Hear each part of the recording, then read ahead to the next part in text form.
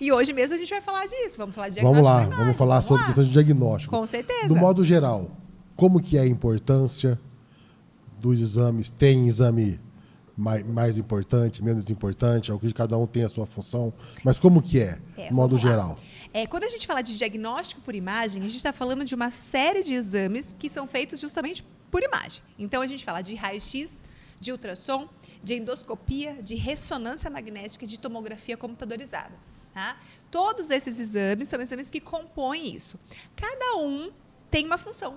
Não tem um melhor ou um pior que o outro, mas eles têm funções. Então, hoje a gente vai falar especificamente de raio-x e de ultrassom, né? Que são os mais fáceis, os mais acessíveis, que têm um custo bem barato, né?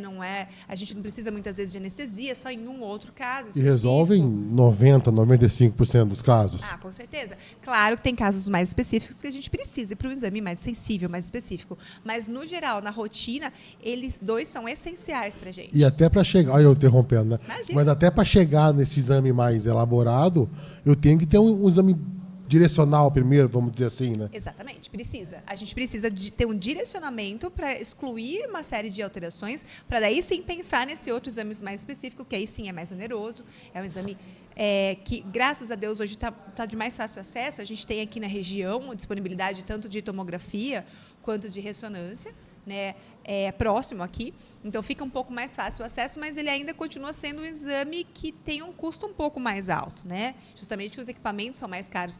Agora, raio-x ultrassom não, raio-x ultrassom não é invasivo, é super fácil de ser feito e a gente precisa entender, então, para que serve.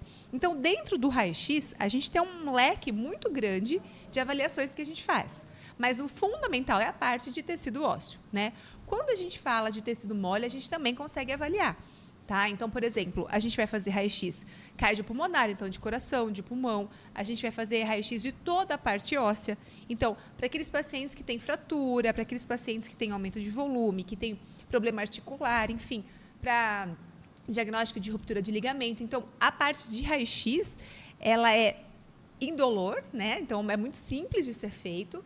99% dos exames não é necessário a gente anestesiar esse paciente para fazer o exame, exceto coluna cervical, joelho, pelve de alguns pacientes. Aí não é nem por conta do temperamento do paciente, de forma alguma. É por conta do posicionamento. Né? Porque dói, porque não pode mexer nada. Também, mas é por conta do relaxamento da musculatura. Tá. Eu vou te dar um exemplo simples que você vai entender. Se a gente está com dor nas costas, por exemplo, você fala assim, nossa, hoje eu acordei com dor nas costas. O que você faz o dia inteiro? Você fica com a coluninha travadinha ali o dia inteiro, não fica? A musculatura, ela fica o quê? Ela fica tensa. O que acontece na coluna? O espaço entre uma vértebra e outra, por conta disso, diminui. E aí, se eu for fazer um raio-x nesse paciente dessa forma, eu não sei se essa diminuição de espaço é só porque ele está com dor ou se porque ali tem uma doença. Por exemplo, um problema, uma hérnia, que todo mundo sabe o que é, né? Uma hérnia na coluna. Então, a gente precisa entender exatamente isso, que alguns exames são necessários o uso da anestesia, justamente para causar esse relaxamento muscular total, para conseguir alinhar o paciente como eu preciso, para daí sim ter a resposta.